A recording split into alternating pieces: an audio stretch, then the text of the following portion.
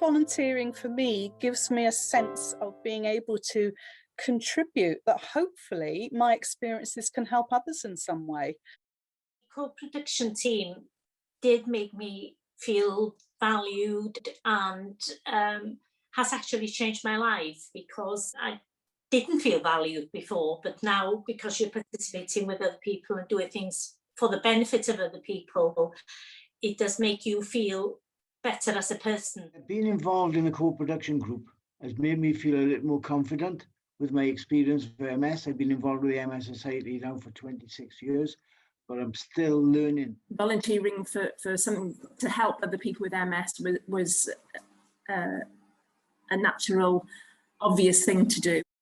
The fact that it's for people in Wales is another plus point for me.